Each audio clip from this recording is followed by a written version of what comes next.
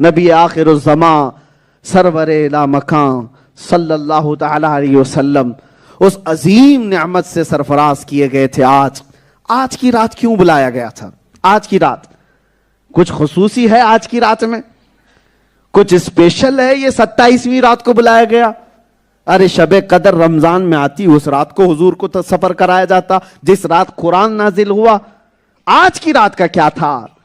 مفسرین فرماتے ہیں بات یہ تھی کہ نبی پاک صلی اللہ علیہ وسلم جب سے تبلیغ اسلام کر رہے تھے، ہر دن کوئی نہ کوئی ایمان لے آتا تھا. حضور تبلیغ کرتے، کوئی نہ کوئی اسلام قبول کر لیتا. لیکن یہ 26ویں رجب کی، یہ جو 26ویں رجب کا دن تھا، اس پورے دن حضور کی بارگاہ میں کوئی بھی اسلام قبول نہیں کیا. اور حضور کو سب سے زیادہ غم اور تکلیف کسی بات سے ہوتی تو ایمان نہ لانے سے.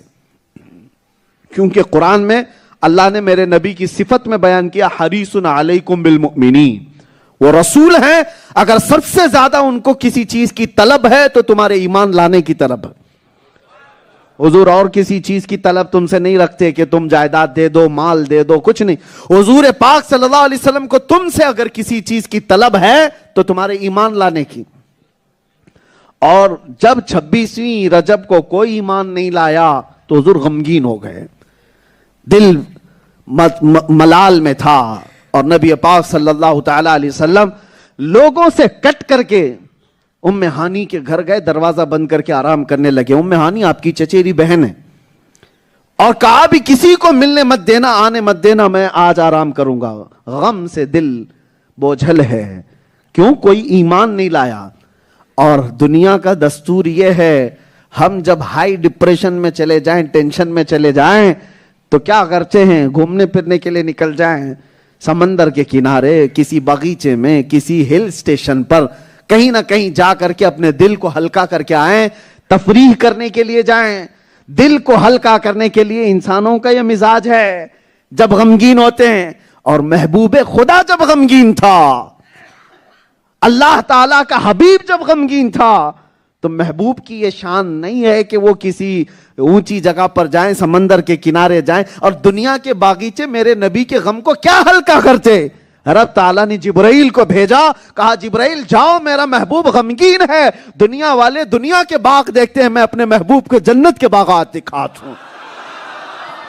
آج کی رات بلاؤ میرے محبوب کو، جنت کے باغات دکھائے جائیں غم ہلکا کرنے کے لیے، اور جنت کے باغات دکھائے جائیں، عرش و کرسی دکھائی جائے، سدرۃ المنتہا دکھائے جائیں، فرشتوں کے نظارے دکھائے جائیں، انبیاء کی امامت دکھائی جائے، اور عرش و کرسی لوح و قلم دکھائے جائیں. اس پر بھی نبی کا غم ہلکا نہ ہوا، سارے حجابات ہٹا دیے جائیں، میں خود اپنی زیارت مصطفیٰ کو کراؤں.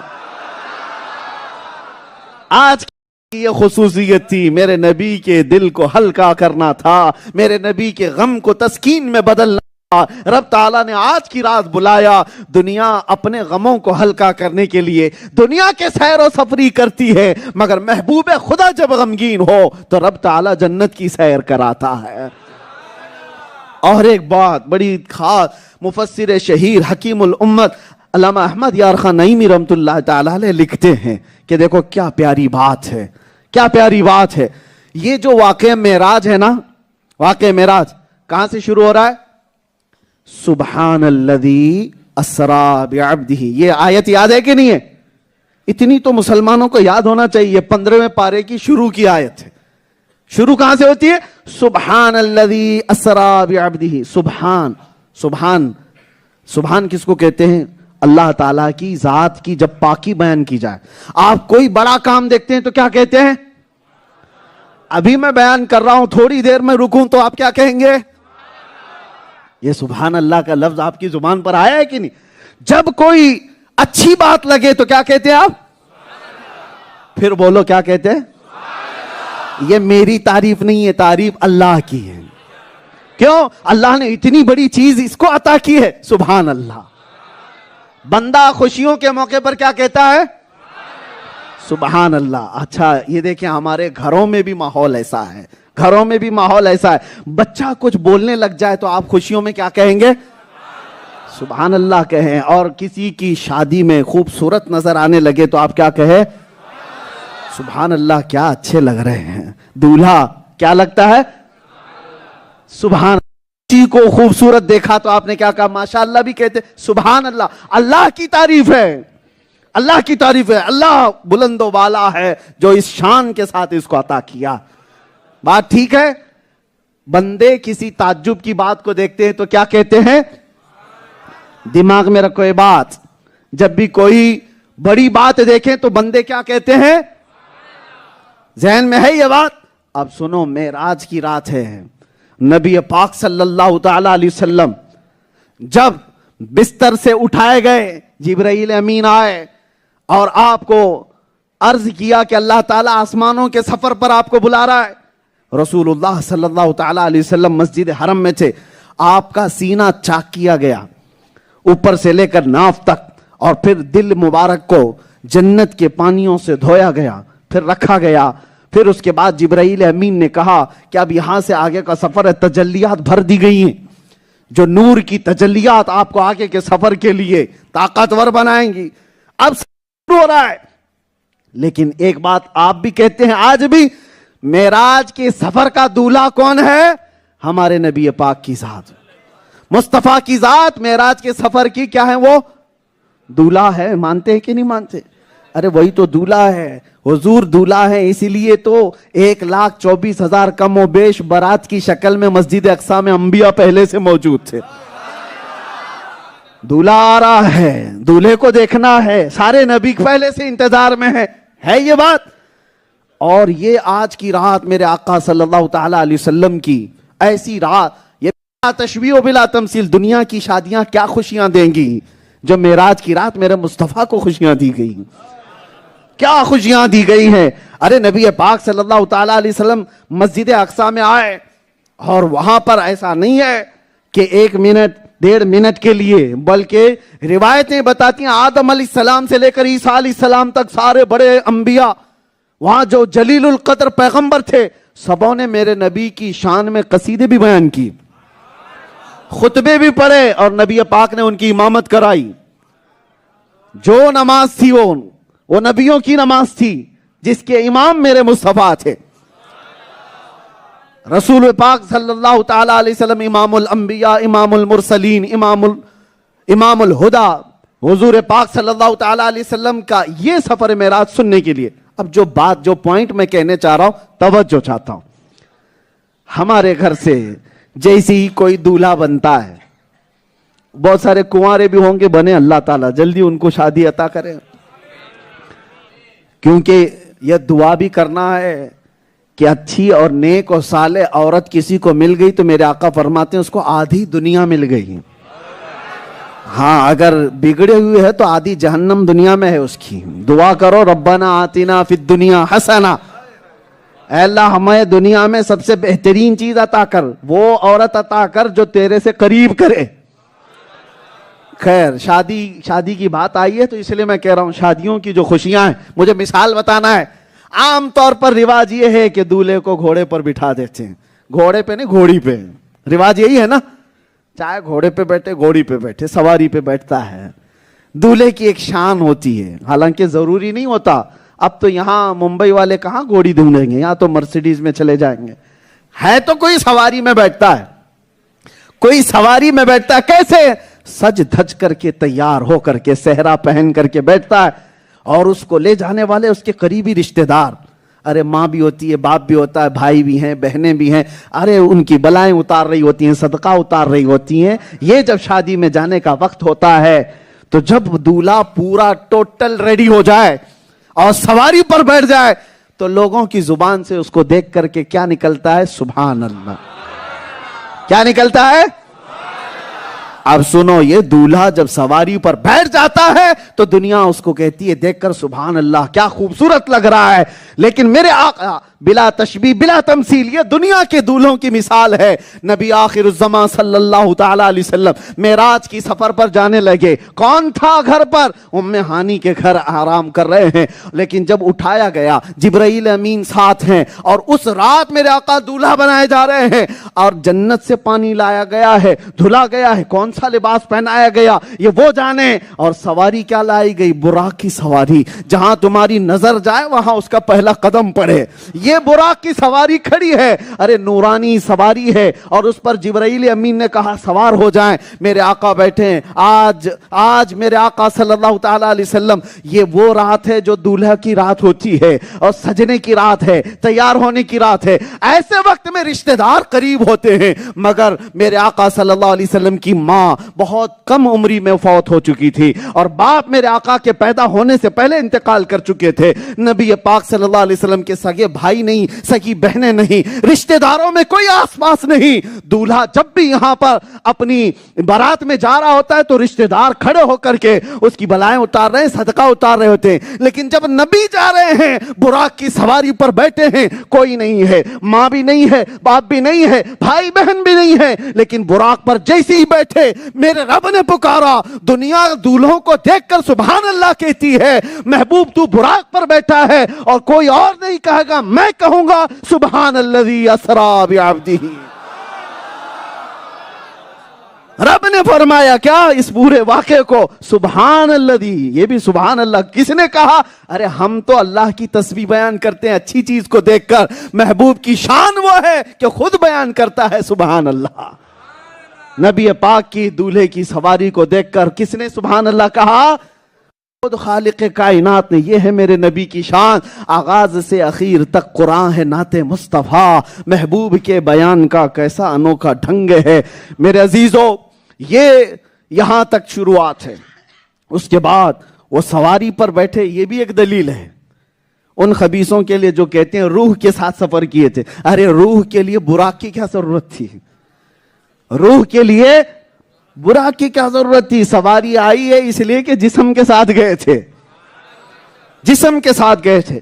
وہ پورا واقعہ میں بیان بھی نہیں کر پاؤں گا، آپ بھی شاید تھک جائیں گے، پوری رات بھی لگ جائے اس کا ایک حصہ نہیں کمپلیٹ ہوگا۔ یہی تو کمال ہے اس معراج کے سفر کا، یہی تو کمال ہے کہ بیان کرنے میں گھنٹوں لگ جائیں، میرے مصطفیٰ کو سفر کرنے میں منٹ بھی نہ لگے۔ زنجیر بھی ہلتی رہی، بستر بھی رہا گرم، تا عرش گئے پھر آئے محمد صلی اللہ علیہ وسلم۔ حضور کے سفر میں منٹ بھی نہیں لگے، اور ہمیں سننے میں گھنٹوں بھی لگ سکتے ہیں۔ حضور پاک صلی اللہ تعالیٰ علیہ وسلم کا سفر شروع ہوا۔ اب آپ کو میں جو زمینی حقیقت ہے، حضور جب گئے براق کی سواری لے کر، اور پہلے کہاں گئے؟ بیت المقدس۔ حضور کی زبان سے خود سنتے ہیں میرے آقا کیا بیان کر رہے ہیں۔ حضور فرماتے ہیں جبرائیل امین آئے اور براق کو وہاں پر ایک دیوار میں ایک پتھر تھا، اس پر جبرائیل امین نے انگلی اس طرح سے لگائی تو سوراخ ہو گیا، اور اس میں براق کی رسی کو باندھ دیا۔ جانتے ہو بیت المقدس میں وہ سوراخ آج بھی موجود ہے، آج بھی موجود ہے۔ اور نبی پاک صلی اللہ تعالیٰ علیہ وسلم کے لیے بیت المقدس کا دروازہ کھلا۔ حضور فرماتے ہیں سارے انبیاء وہاں پر کھڑے ہوئے تھے، سارے انبیاء وہاں پر کھڑے تھے۔ نماز اقصا میں تھا یہی سر، آیا ہو معنی اول آخر۔ اعلیٰ حضرت کہتے ہیں نماز اقصا میں یہی تھا سر کہ آیا ہو، یعنی ظاہر ہو جائے معنی اول و آخر۔ حضور اول بھی ہیں اور آخر بھی ہیں، حضور اول بھی ہیں آخر بھی ہیں، اس کا معنی ظاہر ہو جائے، اسی لیے بیت المقدس میں لایا گیا کہ صف بستہ کھڑے تھے سارے وہاں پر، جو صف کے دست بستہ پیچھے کھڑے تھے، جو سلطنت آگے کر گئے تھے، یعنی سارے نبی جو سلطنت کر کے گئے تھے وہ سب دست بستہ وہاں کھڑے تھے۔ حضور صلی اللہ تعالیٰ علیہ وسلم پیدا ہونے میں سب سے آخری نبی ہیں کہ نہیں ہے؟ سب سے آخری نبی ہیں کہ نہیں؟ تو حضور خاتم النبیین آخری نبی ہیں، یہ آخر کا معنی ہو گیا۔ حضور کے آخر ہونے میں یہ سمجھ میں آ گیا کہ آپ آخری پیدا ہوئے ہیں، لیکن اللہ نے معراج کی رات حضور کو سب سے آگے بڑھایا۔ آدم بھی پیچھے، موسیٰ بھی پیچھے، عیسیٰ بھی پیچھے، ابراہیم بھی پیچھے، اسماعیل بھی پیچھے، یوسف بھی پیچھے، زکریا بھی پیچھے، سلیمان بھی علیہم الصلاۃ والتسلیم، سارے نبی پیچھے، جو پہلے آئے وہ بھی پیچھے۔ تو سب سے آگے بڑھا کون؟ رسول اللہ صلی اللہ علیہ وسلم۔ پیدا ہوئے سب سے آخر میں اور بڑھے سب سے آگے۔ تو نماز پڑھانے کے بعد اعلان ہو گیا، دیکھ لو اس مصطفیٰ کی ذات کو، پیدا ہوا ہے آخر، امامت میں اول، امامت میں اول، یہی معنی ہے اول اور آخر کا، وہی ہے اول ہاں سمجھ کے چلو، وہی ہے اول، ہاں آخر پیدا ہونے میں اور امامت کرنے میں اول۔ اب سنیے، معراج کی رات کتنی دیر وہاں پر میرے آقا نے امامت کی، کتنی دیر نبیوں کے ساتھ ان کے قصیدے سنے، واللہ عالم، اللہ بہتر جانے۔ پھر اس کے آگے کا سفر ہے، پہلے آسمان پر تفصیل سے حدیثوں میں آپ بھی پڑھیے کبھی، انٹرنیٹ آپ خالی گیم کھیلنے کے لیے مت استعمال کرو، ہر زبان میں آپ کو مل جائے گا میرے آقا کے معراج کا سفر، آتھینٹک علماء اہل سنت و جماعت کی لکھی ہوئی کتابوں کے ذریعے سے آپ بھی پڑھیں کچھ۔ پہلے آسمان کا دروازہ کھولا گیا، میرے آقا وہاں گئے تو آدم علیہ السلام سے ملاقات ہوئی۔ آدم علیہ السلام نے مرحبا کہہ کر استقبال کیا۔ یہ وہی نبی ہیں جو بیت المقدس میں پیچھے نماز پڑھ کے بھی گئے ہیں۔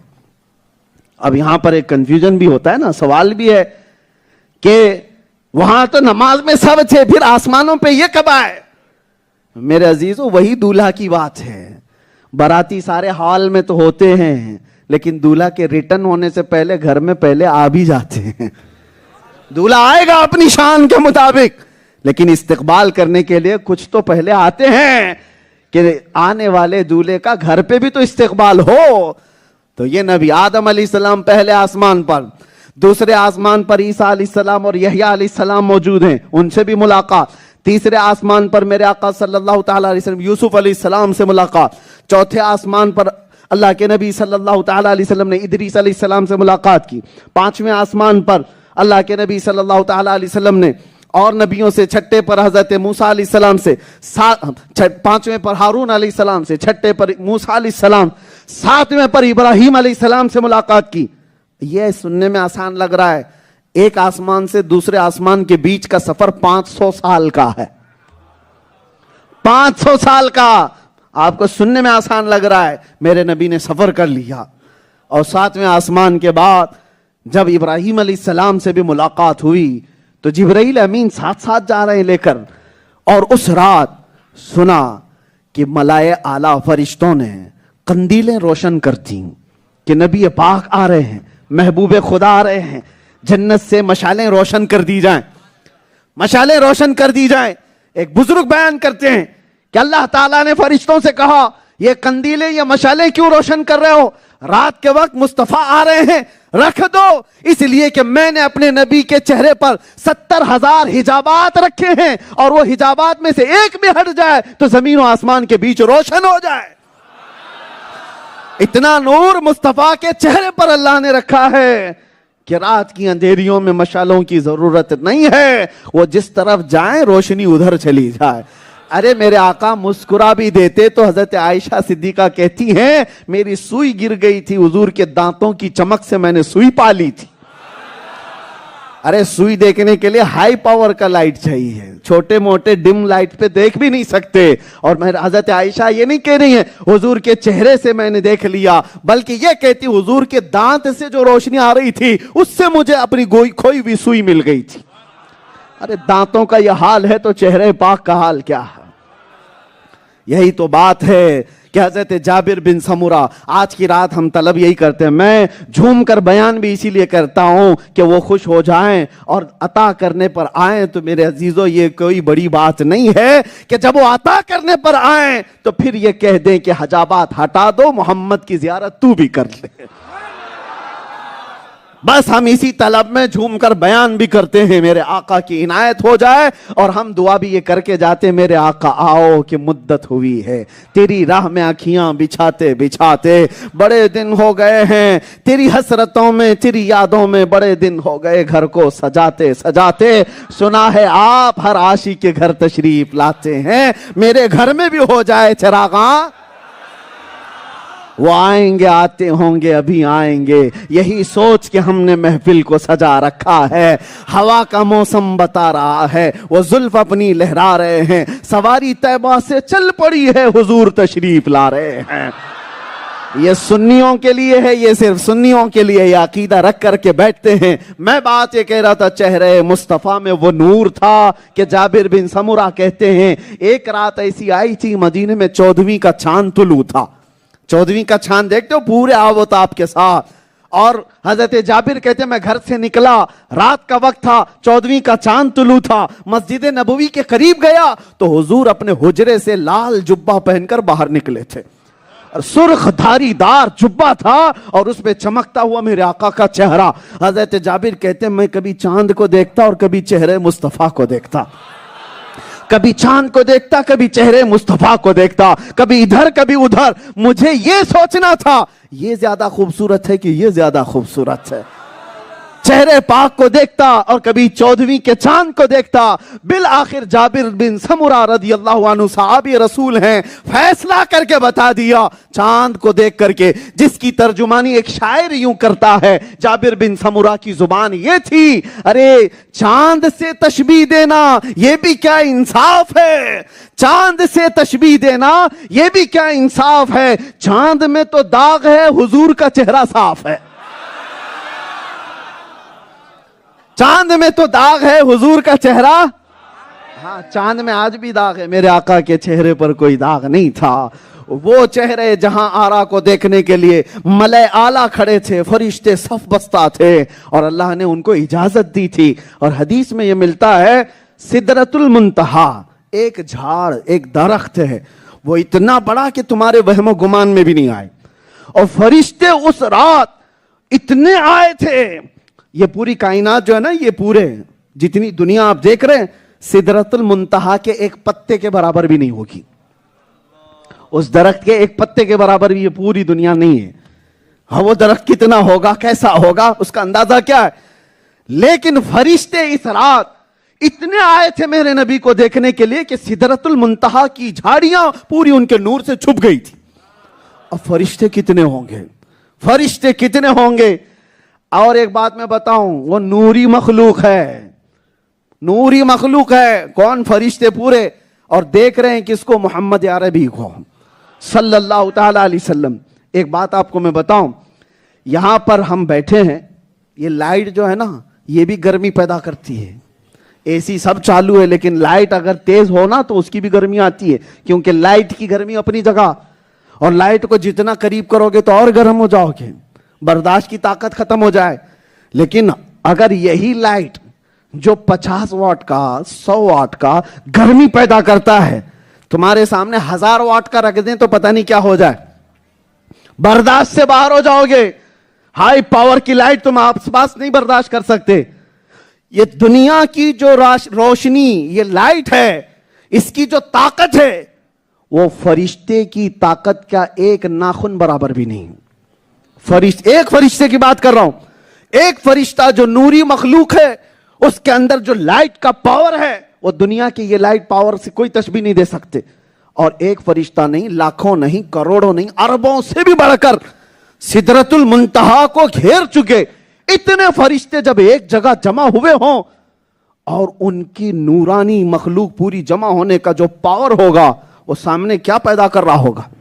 سامنے کوئی عام آدمی کھڑا ہو سکتا ہے، اور رسول پاک صلی اللہ تعالی علیہ وسلم وہ تمام فرشتوں کے سامنے اپنی شان کے ساتھ کھڑے ہیں، حضور کی زیارت کر رہے ہیں فرشتے، اس میں جبرائیل بھی ہیں، میکائیل بھی ہیں، اسرائیل بھی ہیں، اسرافیل بھی ہیں علیہم السلام، سارے ملائے اعلیٰ ہیں اور حضور کی زیارت کر رہے ہیں۔ اتنا ہائی پاور وہاں پر ملائے اعلیٰ کا، فرشتوں کا، نبی پاک صلی اللہ علیہ وسلم کھڑے ہیں۔ یہی تو ہم سنی سمجھانا چاہتے ہیں، جو صرف بشر کی رٹ لگاتے ہو، صرف کسی بشر کو فرشتے کے پاس کھڑا کر کے دکھاؤ، تمہارے سمجھ میں آ جائے گا صرف بشر یہ نوری مخلوق کا مقابلہ نہیں کر سکتا، میرے آقا بشر بھی ہیں اور نور بھی ہیں۔ اگر وہ نور کے ساتھ نہ ہوتے تو یہ نورانی مخلوق کا مقابلہ کیسے ہوتا؟ نور ہیں۔ اب اس کے بعد لائٹ کی جو طاقت ہے پتہ ہے آپ کو، آئنسٹائن نے کہا ہے یہ جو لائٹ کا جو ٹریول، اس کی جو مقدار ہے کتنی تیز رفتار ہوتی ہے، نوری سال جس کو کہتے ہیں، نوری سال۔ ارے لائٹ کی جو رفتار ہے اس کا 10% نکالا گیا تو 1,67,000 kilometre per second, 1,67,000 kilometre per second, یہ روشنی، یہ پورے نوری جو سال ہیں، جو سفر ہے، اس کا 10% کہا گیا ہے، 90% تو چھوڑو، اس کا اتنا حصہ، باقی کتنا تیز رفتار ہوگی یہ کوئی نہیں سمجھ سکتا. نور کے سفر کے بارے میں، روشنی کے سفر کے بارے میں یہ دنیا کا سائنسدان کہتا ہے اتنا تیز سفر کر سکتا ہے، اور اتنا تیز کوئی انسان نہیں کر پائے گا. یہ جو دنیاوی سائنس کا علم رکھتے ہیں ان لوگوں کا کہنا ہے. اب میں آپ کو بتاؤں یہ معراج کے سفر میں، ارے میاں ایک چیز ہوتی تو سمجھ میں آتی، جبرائیل آنے والے جو بلانے کے لیے وہ نور ہیں، جو سفر کے لیے سواری لائی گئی براق وہ نور ہے، اور میرے آقا جو سوار ہونے والے وہ نور ہے. نور آیا ہے، نور لے کر آیا ہے، کو لے جانے کے لیے آیا ہے، اور جس کے پاس لے جایا جا رہا ہے اللہ نور السماوات والارض.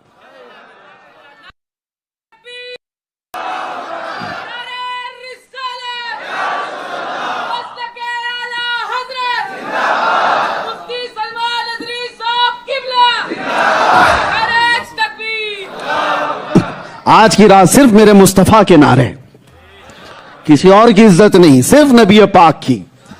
ہماری تعریفیں نہ کریں، مصطفیٰ کی تعریف کریں. جتنی دیر تعریف کرو گے میرے آقا کی، ہر لمحے رحمتوں کی بارش ہوگی. اعلیٰ حضرت اسی لیے تو کہتے تھے کروں مدح اہل دول رضا، پڑے اس بلا میں میری بلا، میں گدا ہوں اپنے کریم کا، میرا دین پارے نہ نہیں. بس یہ مسلک ہم سب کو مل جائے. نور آیا ہے جبرائیل امین علیہ السلام، اور لے جانے کے لیے جو سواری براق آئی وہ بھی نور، جس کو لے جانا ہے محمد عربی صلی اللہ علیہ وسلم وہ بھی نور، اور جس کے پاس لے جانا ہے اللہ وہ بھی نور. یہ نور کا پورا سفر دیکھیں. نور اللہ ہے، جس کو بھیجا جبرائیل وہ بھی نور، جو دے کر کے بھیجا براق وہ بھی نور، جس کو بلانے کے لیے بھیجا وہ بھی نور. ارے جہاں سارا سفر شروع سے لے کر آخر تک نور نور نور نور ہی ہو تو تمہاری یہ خرافاتی عقل میں کہاں سے آئے جو سوالات کرتے ہو؟ ارے مٹی کے ذہن کا آدمی نور کی باتیں کہاں سمجھ سکے گا؟ اور رفتار تم ناپ رہے ہو، تمہاری رفتار پر قیاس مت کرو. تم اپنے کاموں پر نبی پاک کے کاموں کو قیاس نہ کرو. ارے میں نہیں اتنا جا سکتا، وہ کیسے جا سکتے ہیں؟ تیری حیثیت اور ہے، میرے آقا کا مقام اور ہے. ہاں لوگ پہلے کے زمانے میں نوح علیہ السلام کے جو امتی تھے وہ یہی تو کہتے تھے کیسے نبی ہیں، یا بازاروں میں چلتے پھرتے ہیں، کھاتے پیتے ہماری طرح تو ہیں، لیکن یہ نبی کیسے ہیں؟ وہ بولی کفار و مشرکین کی ہے، ایمان والوں کی بولی نہیں ہے. لوگ جو برابری کی بات کرتے ہیں معراج کا واقعہ سن کر کے، یہ اس لیے بھی سنی ہو آپ کو عقیدہ بتانا ضروری ہے. کچھ ایسے فرقے بھی ہیں جو یہ کہتے ہیں امتی عمل کرتے کرتے کبھی نبی کے برابر بھی ہو جاتا ہے. ہو سکتا ہے کوئی؟ اور کوئی بدبخت یہ بھی لکھ کر کے چلا گیا کہ نبی ہماری ہی طرح بشر ہیں، بڑے بھائی کے برابر ہیں. معاذ اللہ. ان سے میں کہتا ہوں کہاں کا کمپیریزن لائے ہو، کہاں کا مقابلہ؟ ذرا اپنا پسینہ سونگ کر کے دیکھ لے. ارے کوئی دوسرے اچھے بھلے آدمی کو سونگا تو ویسی بے ہوش ہو جائے. اور میرے نبی کے پسینے کی بات یہ ہے، ام سلیم کہتی ہیں حضور کے پسینے کے قطرے ہم شیشیوں میں جمع کرتے تھے، اور جب کسی کی شادی ہوتی دلہنوں کو لگایا کرتے تھے. اور ایسی خوشبو مدینے میں ہی نہیں تھی. سنو توجہ، یہ صرف دلہنیں نہیں لگاتی تھی، حدیثوں میں ملتا ہے جن دلہنوں نے میرے مصطفیٰ کے پسینے کی خوشبو لگائی ان کی 7 نسلوں تک بھی وہ خوشبو آیا کرتی تھی. ارے برابری کرنے والا اپنا پسینہ لائے اور پھر میرے آقا کے پسینے کی بات کرتا ہے. حضور پاک صلی اللہ علیہ وسلم کے لعاب پاک اور تمہارے تھوک میں کیا برابری ہے؟ کوئی برابری ہے؟ جس نے کہا ہماری طرح کے بشر ہیں، کیسے تمہاری طرح کے ہیں؟ تم کہیں تھوک دو تو کھانا سڑ جائے، تم کہیں تھوک دو تو پانی پورا کالا ہو جائے، اور میرے آقا کڑوے کنویں میں بھی اپنا لعاب ڈال دیں تو وہ شیریں ہو جائے. ہاں کتنوں کو حضرت ابوبکر صدیق کے پاؤں میں جب سانپ کاٹا تھا ہجرت کی رات، میرے آقا نے کوئی اور دوا نہیں لگائی، اپنا تھوک مبارک لگایا تھا. اپنا لعاب لگایا تھا. حضرت ابوبکر کہتے ہیں زہر ایسا اتر گیا, زندگی میں مجھے پتہ ہی نہیں چلتا تھا کہ سانپ اس پیر میں کاٹا تھا کہ اس پیر میں کاٹا تھا. اس لعاب پاک میں یہ اثر تھا. مولا علی شیر خدا کی آنکھوں میں آشوب چشم, اور حضور پاک نے ایک بار اپنا لعاب ان کی آنکھوں پہ لگایا, زندگی بھر حضرت علی کو کبھی دیکھنے کی تکلیف نہیں ہوئی. برابری کرنے والے کسی آنکھ پہ تھوک لگا کے دکھاؤ, ہاں اچھی بھلی آنکھیں اندھی ہو جائیں. ہاں, اور میرے آقا کے جسم پر کبھی مکھی اور مچھر نہیں بیٹھے, اور تمہاری مچھردانیاں توڑ کر کے اندر آئے, آل آؤٹ کو بھی آؤٹ کر کے آئے ہیں. سارا فیل ہو جاتا ہے نظام مچھروں سے. اور نبی پاک صلی اللہ تعالی وسلم کی پوری زندگی بھر کبھی آپ کے جسم پر مچھر نہیں بیٹھا, مکھی نہیں بیٹھی. برابری کرنے والے بات کرتے ہیں. عزیزان گرامی, یہ معراج کا سفر سن کر کے ان کی عقلوں پر دے مارو. تم اپنا سفر بھی بتاؤ, اپنا سفر بھی. ایک اور بات, جاہلوں کو بہکایا جا سکتا ہے, اسی لیے علم حاصل کرو, علم حاصل کرو. لکھا گیا ہے کہ شیطان آیا اور سارے اپنے چیلوں کو بلایا اور کہا کیا کیا کیا ہے تم نے آج. سارے چیلوں نے بتایا ہم نے شوہر بیوی میں جھگڑا کرایا, فلاں کو وہ کرایا, یہ کرایا. صاحب ایک شیطان نے کہا ایک بچے کو میں نے مدرسہ جانے سے روک دیا, علم حاصل کرنے سے میں نے بچے کو روک دیا. شیطان نے اٹھا کر اس کو گود میں بٹھا لیا, آجا تو بہت بڑا کام کیا ہے.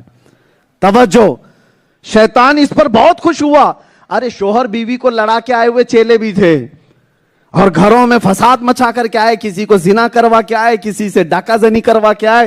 شیطانوں نے بہت سارے کام کرائے. ایک شیطان, ایک چیلا بچے کو علم حاصل کرنے سے روک دیا تو بڑے گرو گھنٹال نے اس کو گود میں بٹھا لیا. تو سب سے بڑا کام کر کے آئے. سارے شیطان پریشان ہوئے, کہا اس نے اتنا بڑا کام کر دیا. کہا چلو میں تمہیں بتاتا ہوں. اس نے ایک بزرگ کا لباس پہن کر چیلوں کو پیچھے کیا اور کہا چلو میں تمہیں بتاتا ہوں. علم حاصل کرنے کے بعد ہمیں دوسرے کو بہکانا کتنا مشکل ہو جاتا ہے. پہلے اس نے ایک جاہل عبادت گزار کے پاس اپنے چیلوں کو لے کر, وہ سب مخفی تھے اور یہ بزرگ کی شکل میں گیا. ایک جاہل عبادت گزار, یاد رکھو عبادت تو کر رہا ہے لیکن علم نہیں ہے. جو آج کل کے بہت سارے جاہل پیر بنے ہوئے ہیں, تصور کی نماز پڑھنے والے, نابالغ پیر ہیں, ان پر نماز فرض ہی نہیں ہے, بالغ ہی نہیں ہوئے. اس کے لیے پیر, وہ ایسا کوئی پیر ہے تو وہ پیر ہے, وہ شریعت مصطفیٰ کو چھوڑنے والا کوئی پیر ہو ہی نہیں سکتا, چاہے کوئی بھی ہو. ایسا جاہل پیر بیٹھا ہوا تھا. شیطان گیا وہاں پر, جا کر کے کہا حضور آپ کی عبادتیں اتنی, آپ کی ریاضتیں اتنی اللہ نے بہت پسند کیا ہے, اور اللہ تعالیٰ اتنا پسند کیا آپ کی عبادتوں کو کہ آج معراج میں بلا لیا آپ کو. ہاں, پیر صاحب خوش ہو گئے, کہا اللہ نے مجھے معراج میں بلایا, جلدی جلدی اٹھا اور جبہ پہنے اور تیار ہو گئے. ہاں, سفر معراج پر جانے کے لیے. اور یہ ابلیس بزرگ بن کر کے آیا ہے, اور پیر صاحب اٹھ گئے. جاہل کی بات کر رہا ہوں, جاہل, لیکن عبادت تو بہت کرتا تھا, اسے اپنی عبادتوں پہ فخر تھا. اور اٹھ گیا, کہا کہ مجھے اللہ نے پسند کیا, بلایا, چلو ساتھ میں. شیطان باہر ایک گدھا لا کے کھڑا کیا تھا, اور وہ جاہل پیر صاحب کو گدھے پہ بٹھایا, کہا یہ براق ہے تمہاری, اور اس براق کو لے کر بھگایا. اور گدھا جیسی بھاگا تو ایک بہت بڑا گڑھا تھا کچرا کرکٹ کا, اس میں گرا دیا. پیر صاحب گرے اور پوچھا یہ کیا ہے, کہا یہ پہلا آسمان ہے. اٹھایا, پھر بٹھایا, پھر گدھے کو لے جا کر دوسرے گڑھے میں گرایا, کہا دوسرا آسمان ہے. پھر اٹھایا, پھر گرایا, تیسرا آسمان. ارے 7ویں آسمان تک تو جوڑ جوڑ ہل گئے تھے. جاہل پیر صاحب کی پوری اس نے اچھی درگت بنائی اور لے جا کر کے گندے حالت میں چھوڑ دیا, اور تالیاں بجاتا ہوا گیا اور اپنے چیلوں سے کہا ایک جاہل کو گمراہ کرنا کتنا آسان ہے, کتنا آسان ہے, تم نے دیکھ لیا. اس کو معراج کے بہانے اٹھا لو تو آ جاتا ہے, اور آئے بھی گیا اور گر بھی گیا. اب سنو, وہی ابلیس پھر اپنے چیلوں کو لے کر کے گیا ایک علم والے کے پاس, جس نے مصطفیٰ کریم صلی اللہ علیہ وسلم کی شریعت پاک کو پڑھا تھا, سمجھا تھا. اس کے پاس گیا اور دروازہ کھٹکھٹایا, وہی لباس ہے, بزرگ کی فرشتہ بن کر کے آیا ہے. وہ عالم ربانی اپنی کتابوں میں مصروف تھے. دیکھا کون ہے؟ کہا میں جبرائیل ہوں. ابلیس نے کہا میں جبرائیل ہوں, اللہ کا حکم ہے, آپ نے اتنا علمی کام کیا, اللہ نے پسند کیا, آج آپ کو معراج میں بلایا ہے. وہ عالم دین جھاڑو اٹھائے اور مارنا شروع کیا. کہا ادھر سے مارا, ادھر سے مارا, اور کہا بدبخت کمبخت تو ابلیس ہو سکتا ہے, اس لیے کہ جبرائیل صرف میرے نبی کے پاس آیا کرتے تھے, صرف میرے نبی کے پاس آیا کرتے تھے, اور تو کہہ رہا معراج کی بات. ارے پہلے والے نبیوں کو نہیں ہوئی تو اس امتی کو کیا ہوگی؟ وہ میرے نبی کی خاصیت تھی, وہ نبی کو ہوئی, نہ پہلے کسی کو ہوئی, نہ قیامت تک کسی کو ہوگی. علم حاصل کرو گے تو گمراہ نہیں ہوگے, ورنہ معراج کے نام پر بہت سارے تمہیں گھروں میں گرا بھی دیں گے. آج کا دور بھی ہے جھوٹے اور جعلی پیروں کا, جو شریعت مصطفیٰ صلی اللہ تعالی علیہ وسلم سے لوگوں کو بے لگام کر رہے ہیں. دیکھیں آپ کیسی کیسی بحثیں, انٹرنیٹ پر بھی اس کی بھرمار. ارے باہر سے زیادہ ہمیں اندر کے لوگوں سے خطرہ ہے. شیطان ایسا نہیں ہے کہ 2 سینگ لے کر کے آئے گا اور کالا چہرہ لے کر بڑے بالوں کے ساتھ. ارے شیطان انسان کی شکل میں آئے گا, کبھی کسی پیر کی شکل میں, کبھی کسی عبادت گزار کی شکل میں, اور وہ بہت اٹریکٹیو ہو کر کے بھی آ سکتا ہے تمہیں لبھانے والی صورت میں. تمہیں صرف ایک بات یاد رکھنا ہے, میرے نبی کا راستہ چھوڑ کر جو بھی بات کرے گا وہ میرا ہو نہیں سکتا. ہو سکتا ہے؟ غریب نواز نے کبھی نماز چھوڑی ہے تو مجھے بتا, غوث پاک نے کبھی نمازیں چھوڑی ہے تو بتاؤ. جب اتنے بڑے بڑے اولیاء نے نماز نہیں چھوڑی تو یہ جھوٹے پیر کہتے ہیں ہم تو تصور کی نماز پہ پڑھتے ہیں. کتنے تو مرید ایسے بہک جاتے ہیں, ارے یہ دن بھر قوالی میں ہی بیٹھے ہوئے ہیں, وہ کہتے ہیں ہمارے پیر صاحب پہنچا دیں گے. کیا پہنچائیں گے؟ قبر میں اتنے ڈنڈے پیر کو پڑھ رہے ہوں گے, تجھے کیا پہنچائے گا وہ؟ ہاں, نماز کی جو تلقین نہیں کرتا, جو شریعت مصطفیٰ کی بات نہیں کرتا, وہ تمہیں کہیں نہیں پہنچا سکتا, وہ گڑھے میں پہنچائے گا. ایک بات یاد رکھو میرے عزیزوں, جھوٹوں کی دنیا سے اپنے آپ کو بچائے رکھنا تمہاری ایمان کا امتحان ہے یہ. ورنہ صدیق اکبر جیسی ذات, فاروق اعظم جیسی ذات, عثمان غنی جیسی ذات, ارے حیدر کرار, توجہ, جو آج علی علی علی علی کرنے پر لوگوں کو کوئی تکلیف ہوتی ہو تو وہ بھی سنیں, مولا علی کی بات کرنے والے لوگ وہ بھی سنیں. حضرت علی وہ ایمان کی علامت ہے کہ نہیں؟ ایمان کی علامت ہے. وہ علی جب رسول اللہ خود ان کے زانوں پر سر رکھ کر سو رہے ہوں اور حضرت علی کی عصر کی نماز چھوٹ گئی ہو, وہ کس کے لیے چھوٹی تھی؟ نبی کے لیے, نبی کے لیے چھوٹی. تب بھی حضرت علی کی آنکھوں میں آنسو آ گئے تھے کہ میری نماز چھوٹی ہے.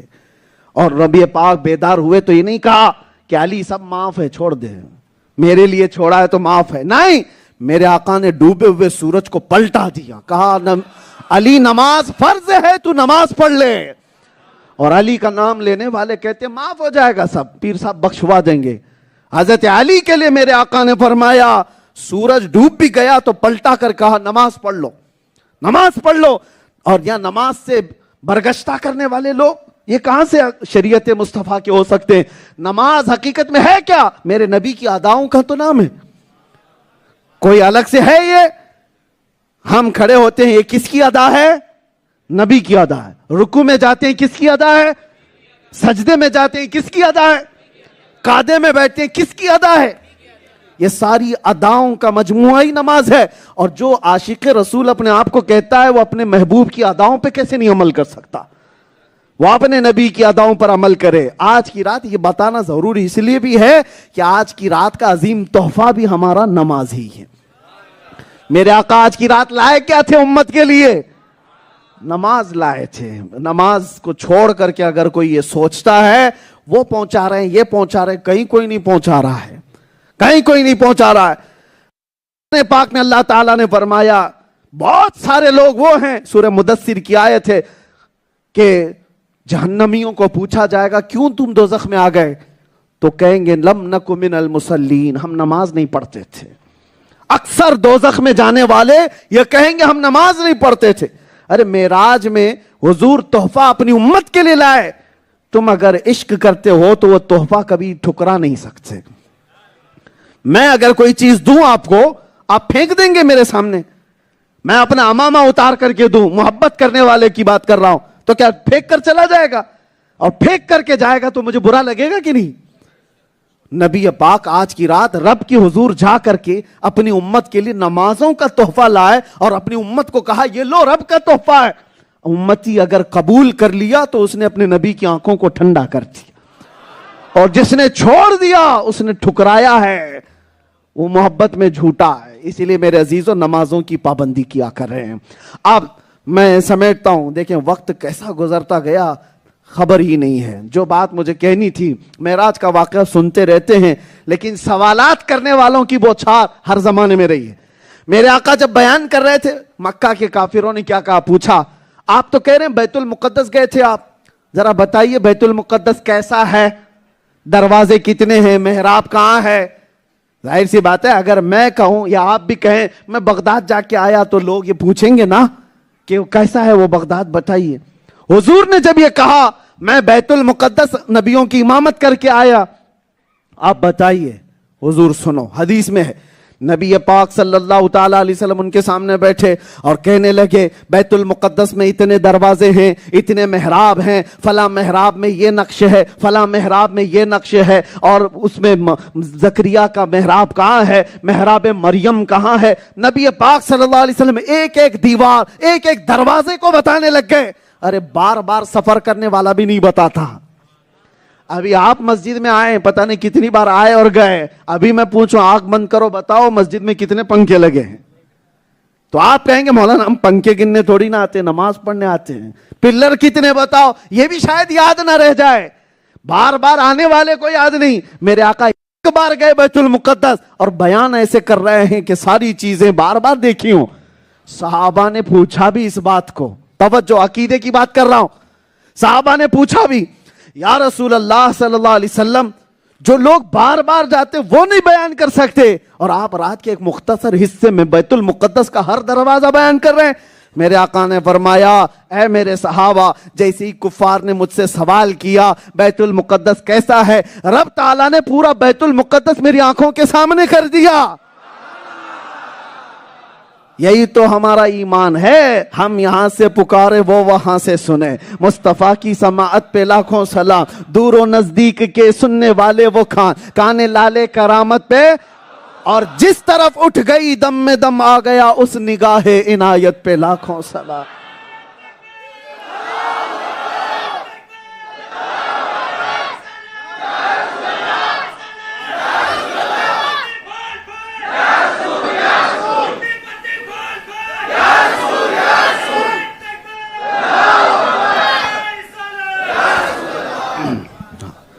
نبی پاک صلی اللہ تعالیٰ علیہ وسلم ایسے بیان کر رہے ہیں.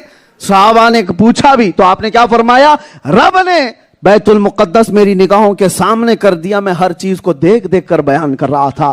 ارے وہ لوگوں جو دیوار پیچھے کے علم کے قائل نہیں، پیٹ پیچھے کا علم نہیں مانتے حضور کو، وہ بیت المقدس کو بیان کر رہے ہیں. ذرا ناپ کے دیکھ لینا مکہ سے بیت المقدس کتنا لمبا سفر ہے، اور جب میرے آقا مکہ میں بیٹھ کر بیت المقدس کے ہر دروازے کو دیکھ سکتے ہیں تو مدینے سے ہم غریبوں کو کیسے نہیں دیکھ سکتے؟ ہم امتیوں کو کیا میرے آقا ملاحظہ نہیں کر رہے ہیں؟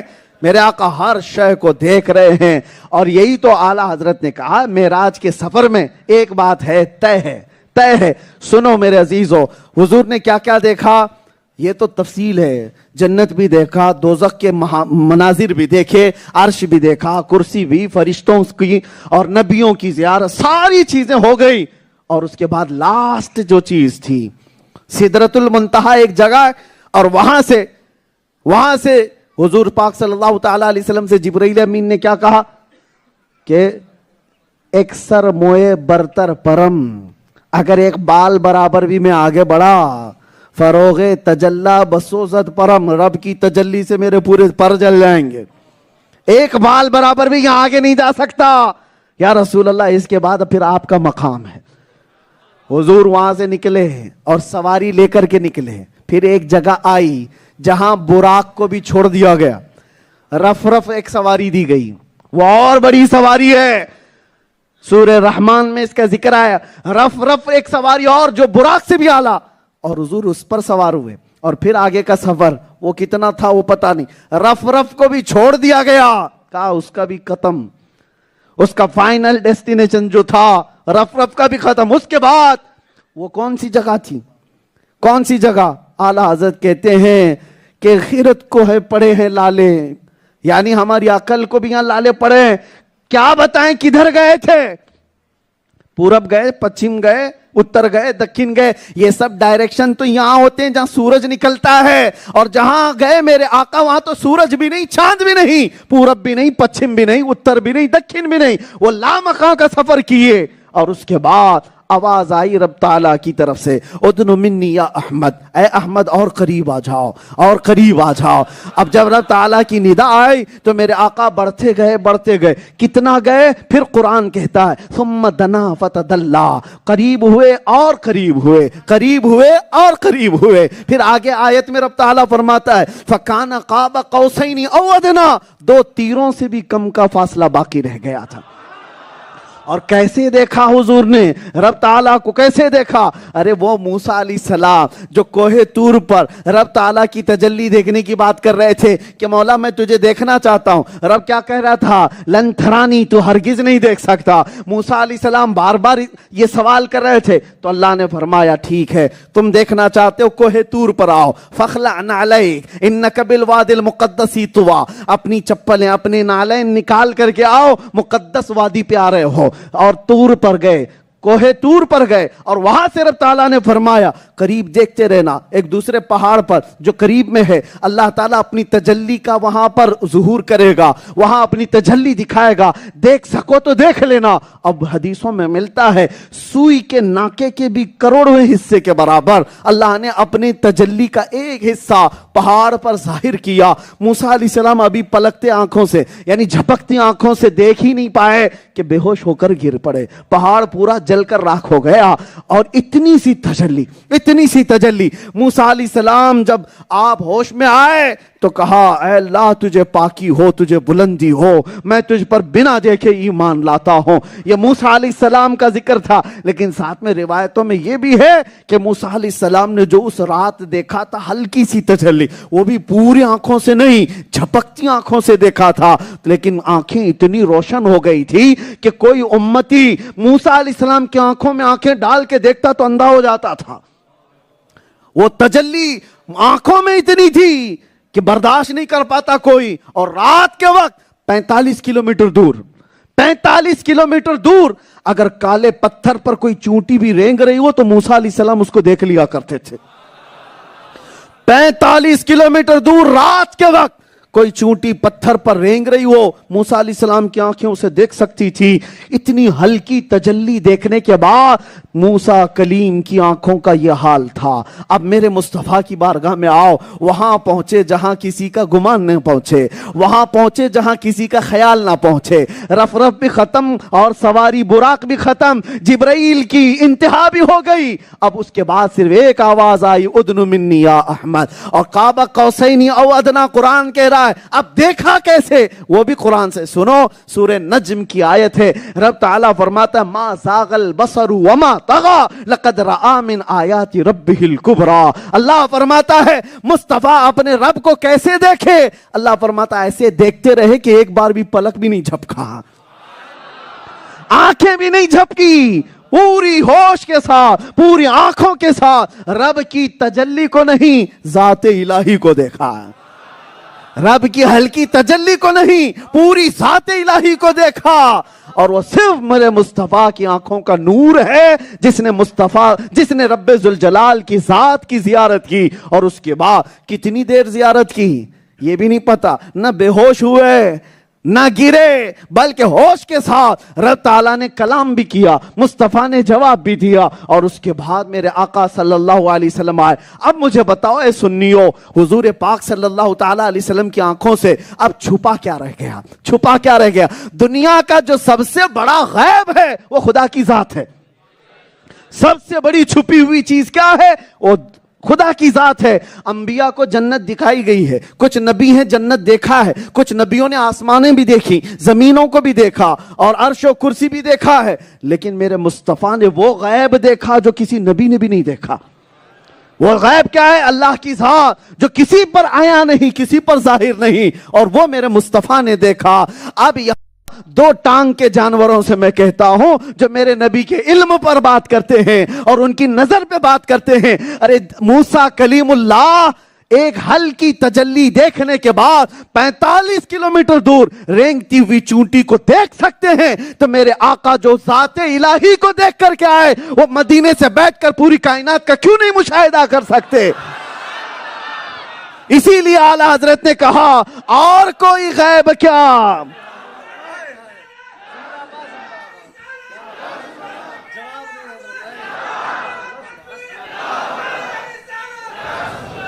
اب تو کھڑا ہونا پڑے گا۔ آپ لوگ نہیں، میں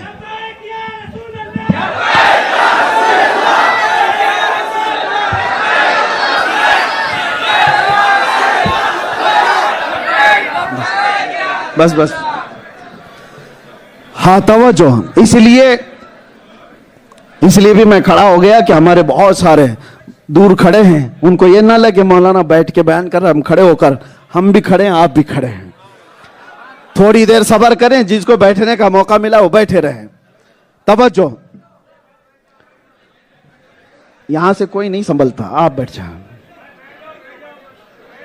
درود پاک پڑھیں ایک بار۔ اللہم صلی علی سیدنا محمد معدن الجود والکرم وآلہ واصحابہ الکرام وابنہ الکریم وبارک وسلم صلاۃ دائمۃ سرمدا ابدا۔ بس سنیے، رات کا پہر گزرتا جا رہا ہے، معراج کا یہ فلسفہ لوگوں کے درمیان بیان ہوتا جا رہا ہے۔ بات یہ تھی کہ دنیا کا سب سے بڑا غیب کیا ہے؟ وہ خدا کی ذات ہے، اللہ کی ذات ہے۔ اور اس معراج کی رات رب تعالیٰ نے وہ غیب بھی باقی نہیں رکھا۔ دنیا میں اب کوئی چیز چھپی رہی نہیں۔ جو سب سے بڑا غیب تھا اللہ نے حجابات ہٹا دیے اور مصطفیٰ کو اپنی ذات کا بھی مشاہدہ کرایا، اپنی ذات کی بھی زیارت کرائی۔ اب سب سے بڑا غیب جس رسول نے دیکھ لیا، اس کے بعد اب چھپا کیا رہ گیا؟ اب کون سی چیز باقی رہ گئی؟ اسی کو اعلیٰ حضرت امام اہل سنت کہتے ہیں اور کوئی غیب کیا تم سے نہا ہو بھلا۔ نہا کہتے چھپی ہوئی چیز کو۔ اور کوئی غیب کیا تم سے نہا ہو بھلا۔ ارے جب نہ خدا ہی چھپا تم پہ کروڑوں درود، جب نہ خدا ہی چھپا تم پہ کروڑوں درود۔ یہ عقیدے کی بات ہے میرے عزیزو، عقیدے کی بات ہے۔ توجہ، نبی آخر الزمان سرور لا مکان مصطفیٰ کریم صلی اللہ تعالیٰ علیہ وسلم کی ذات ہوئی انتخاب، وصف ہوئے لاجواب، نام ہوا مصطفیٰ، تم پہ کروڑوں درود۔ یا رسول اللہ، اب ہماری تمنا کیا ہے؟ اعلیٰ حضرت اسی کو کہتے ہیں یہ وہ قدم ہے جو عرش و کرسی سب دیکھ کر کے آ گئے۔ یہ وہ قدم ہے آسمانوں کو بھی رون دیا۔ بیت المقدس کیا ہے؟ آسمانوں کا بھی سفر کر لیا۔ ارے ہم مکہ جا کر کے آئیں تو لوگ ہمارا ماتھا چومتے ہیں۔ سفر اگر مقدس ہے تو لوگ ہمیں ہمارے ماتھے کی بوسے لیتے ہیں۔ یہ ہے اس لیے کہ یہ جبھی وہاں پر جھک کر آئی ہے۔ ارے خانہ کعبہ کے قریب سجدے کر کے آئی ہے، چومنے کے قابل ہے۔ اور میرے آقا کے قدم کہاں کہاں جا کر کے آئے، کہاں کہاں جا کر کے آئے۔ اگر ختم کرنا ہے تو میں ختم کر لوں، کس چیز کی ہلچل ہے؟ جہاں ہے ہمیں یہ چیز پسند نہیں ہے، ذکر مصطفیٰ ہو رہا ہے، لوگ اپنے ہمہ ہمی میں نہ رہے، جو جہاں ہے وہیں رہ جائے۔ توجہ، سب سے بڑا ادب یہ ہے میرے مصطفیٰ کے ذکر میں ادب باقی رہے۔ یہ صحابہ کی سنت ہے۔ آپ کو ایک بات میں بتا دوں، حضرت عبداللہ بن رواحہ، یہ بیچ میں بات آئی ہے ادب کے لیے میں بتا رہا ہوں۔ حضور پاک صلی اللہ تعالیٰ علیہ وسلم مسجد نبوی میں خطبہ دے رہے ہیں اور صحابہ جو اندر بیٹھے تھے اندر بیٹھے، اور جمعہ میں جو لوگ باہر سے آ رہے تھے ابھی، اس میں ایک صحابی عبداللہ بن رواحہ، میرے آقا نے یہاں منبر سے خطبہ دیتے ہوئے کہا بیٹھ جاؤ بیٹھ جاؤ۔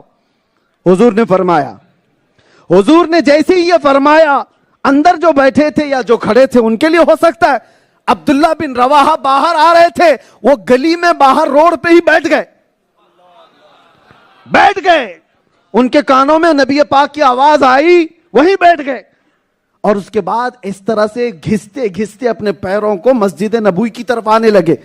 لوگوں نے کہا عبداللہ بن رواحہ تم یہاں کیوں بیٹھ گئے, وہ تو رسول اللہ مسجد میں کہہ رہے ہیں. عبداللہ بن رواحہ نے کہا میرے نبی کی آواز میرے کانوں میں پڑ گئی, پھر اس کے بعد مجھے عمل کرنا واجب ہو گیا. اگر میں کھڑا رہ جاتا تو کہیں غداروں میں میرا شمار نہ ہو جائے. یہ ہے فرمان نبوی پر عمل کرنے والے لوگ تھے. بہرحال سنیے, میں بات یہ عرض کر رہا تھا, رب تعالیٰ کے حضور میرے آقا نے جو ذات الہی کا مشاہدہ کیا اور اس کے بعد آئے, وہ قدم کہاں کہاں کا سفر کر کے آئے. ہم مکہ جا کر کے آئے, مدینے جا کر کے آئے, لوگ ہمارے ہاتھ چومے, ماتھا چومے, اور پھر لوگ قدم بھی چوم لیں کہ یہ وہاں جا کے آئے, میرے نبی کے شہر جا کر آئے, مکہ مکرمہ خانہ کعبہ کے پاس جا کر کے آئے, اور پھر اللہ کے نبی کہاں جا کے آئے, جنت بھی اور عرش بھی, کرسی بھی, لوح و قلم بھی, اور سدرۃ المنتہا, ملائے اعلیٰ کے اوپر رف رف پہ سواری, براق پہ سواری, لامکان کی سیر, اور میرے رب کے قریب جا کر آئے. یہ قدم وہاں جا کر کے آئے, ان قدموں کی برکت کا کیا کہنا, یہ تلووں کی بات کیا ہو سکتی ہے. اسی لیے اعلیٰ حضرت نے اپنے سلام میں یہ تمنا کی ہے. کیا تمنا کی ہے, دل کرو ٹھنڈا میرا, وہ کفے پا چاند سا. کفے پا کس کو کہتے ہیں پتہ ہے, پیر کے تلوے کو کفے پا کہتے ہیں. یہ فارسی لفظ ہے. کفے پا نیچے کا جو تلوا ہے اس کو کیا کہتے ہیں, کفے پا. اور میرے آقا کا تلوا جو ہے چاند جیسا تھا, چاند جیسی چمک تھی. اور اعلیٰ حضرت کہتے ہیں یا رسول اللہ دل کرو ٹھنڈا میرا, وہ کفے پا چاند سا. ارے سینے پہ رکھ دو ذرا, سینے پہ رکھ دو ذرا. تمنا یہی ہے سنی کی کہ یہ وہ قدم ہے جو رب تعالیٰ کے حضور جا کر کے آئے. اگر وہ تلوا سینے پر پڑ جائے تو پھر کیا کہنا, عشق کا امام بن جاتا ہے. سنیے, جو بات میں کہہ رہا تھا وہ یہ ہے کہ لوگ سوالات کی بوچھار کر رہے تھے, بیت المقدس کیسا تھا بتائیے, میرے آقا نے بتا دیا. پھر مکہ والے چالاکیاں ایسی کرتے تھے, انہوں نے یہ پوچھا اچھا کچھ قافلے بیت المقدس کی طرف گئے ہوئے تھے مکہ کے, کیا آپ نے صحیح میں بیت المقدس کا سفر کیا ہے, تو بتائیے کوئی قافلے آپ کو دکھے بھی, کوئی قافلے آپ کو دکھے بھی. حضور نے فوراً کہا ہاں 3 قافلے میں نے دیکھے ہیں, 3 قافلے ہی گئے تھے. حضور فرماتے ہیں تو ان مکہ والوں نے کہا اچھا بتائیے کون سا قافلہ تھا. حضور فرماتے ہیں پہلا قافلہ مقام روحا پر مجھے نظر آیا, اور ان کا ایک اونٹ گم ہو گیا تھا. وہ لوگ اپنا اونٹ ڈھونڈنے کے لیے وہاں پر رکے ہوئے تھے. مجھے پیاس لگی تھی اور ان کے کوہان میں پانی تھا, میں نے پانی بھی پیا, اور اس کے بعد میں نے ایک شخص کو سلام بھی کیا. تو قافلے والوں نے بڑھ کر کے کہا کہ یہ تو محمد کی آواز ہے. مکہ کا قافلہ تھا. حضور نے کہا, قافلے والوں میں سے ایک نے کہا یہ تو محمد کی آواز ہے, آنے کے بعد ہو سکے تو پوچھ لینا. دوسرا قافلہ مقام ذی فجا میں دیکھا, 2 بھائی 2 قریبی دوست ایک ہی اونٹ پر سوار ہیں, اور جب میری سواری ان کے قریب سے گزری تو ان کا اونٹ بدک گیا نوری مخلوق کو دیکھ کر, تو وہ دونوں نیچے گر گئے. اس میں سے ایک کا ہاتھ بھی ٹوٹا, اور واپس آنے کے بعد ہو سکے تو یہ بھی نشانی پوچھ لینا. تیسرے قافلے کو بھی میرے آقا نے فرمایا میں نے اس کو مقام فلاں پر دیکھا ہے, اور ان کے سب سے آگے 2 اونٹ ہیں, اور وہ دھاری دار یعنی آدھا سفید آدھا اجلا نشان ان کے اوپر ہے, اور وہی دونوں اونٹ ان کی رہبری کرتے ہوئے آگے چل رہے ہیں. 3 نشانیاں میرے آقا نے بیان کی. اور اس کے بعد سنیے, مکہ والوں نے کہا اچھا ٹھیک ہے 3 قافلے آپ نے دیکھے سفر میں, ذرا یہ تو بتائیے کہ یہ کب تک مکہ واپس آئیں گے, کب تک آئیں گے.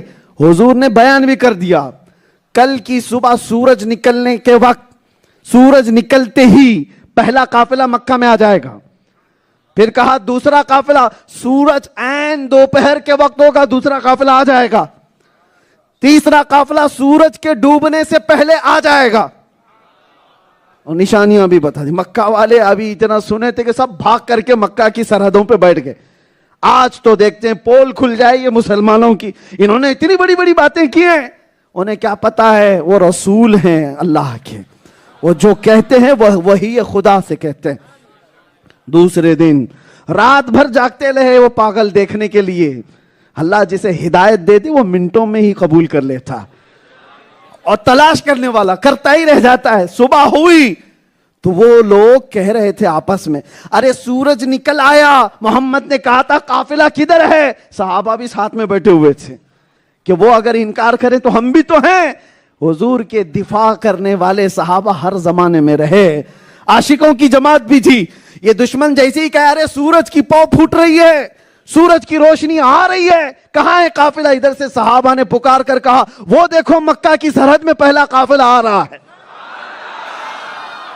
کافروں کا جملہ کمپلیٹ بھی نہیں تھا کہ پہلا قافلہ مکہ میں داخل ہو گیا، اور انہوں نے دیکھا یہ کیا بات ہے، بڑے تعجب کی بات ہے۔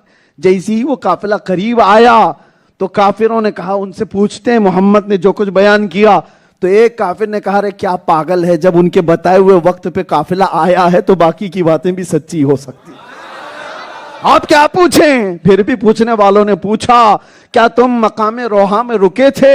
کیا تم نے وہاں پر پانی ختم ہونے کے بعد انتظار کیا تھا؟ کیا تمہارا اونٹ گم ہو گیا تھا؟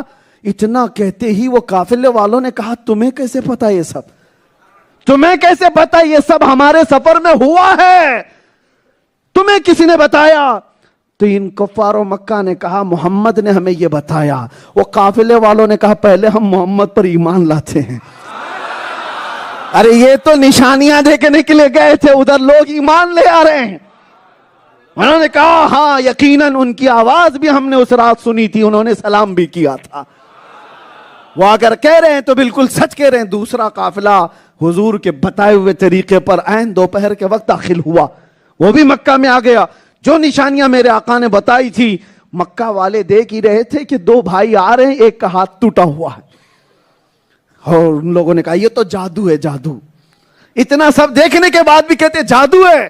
اس کے بعد تیسرے قافلے کے آنے کی بات تھی۔ اتفاق ایسا ہوا کہ تیسرا قافلہ مکہ میں آنے سے پہلے سورج ڈوبنے کے قریب آ گیا، اور وہ قافلہ بیچ راستے میں راستہ اس کا گم، راستہ بھٹک گیا۔ تیسرا قافلہ آ نہیں پا رہا ہے، راستہ بھٹک گیا ہے، اور کافی دور ہے مکہ سے۔ ابھی صحابہ بھی پریشان تھے، رسول پاک صلی اللہ علیہ وسلم کی بتائی ہوئی بات ہے، اور مکہ والوں کو ایک چیز چاہیے تھی، بس ایک چیز۔ محمد نے کہا سورج ڈوبنے سے پہلے آئے گا، اور سورج ڈوبنے کے قریب آ گیا، قافلے کا دور دور تک نشان نہیں۔ صحابہ پریشان ہو کر حضور کے پاس آئے، کہا یا رسول اللہ آپ دیکھ کر کے بتائیں کہ قافلہ کہاں ہے۔ حضور نے فرمایا گھبراؤ مت، قافلہ دور ہے، قافلہ دور ہے، تو پھر آپ کی فرمائی ہوئی بات کیسے کمپلیٹ ہوگی؟ میرے آقا نے مسکرائے اور کہا رب کا حکم ہوا سورج اس وقت تک ڈوبنا نہیں جب تک قافلہ اندر آ نہ جائے۔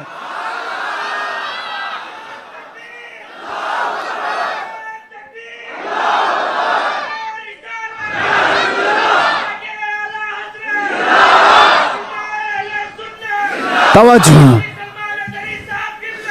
سورج کو اللہ تعالیٰ کا حکم ہے۔ میرے آقا نے فرمایا سورج کو اللہ کا حکم ہے، اے سورج جہاں ہے وہیں ٹھہر جا، اس وقت تک ڈوبنا نہیں جب تک یہ تیسرا قافلہ مکہ میں آ نہ جائے۔ میرے آقا نے فرمایا گھبرانے کی ضرورت نہیں، سورج جہاں وہیں کھڑا رہے گا، نہیں ڈوبے گا۔ اور پتہ نہیں کتنا وقت گزر گیا، سورج ڈوبا ہی نہیں۔ کافی وقت کے بعد بھٹکا ہوا قافلہ جیسی ہی مکہ میں داخل ہوا، سورج ڈوب گیا۔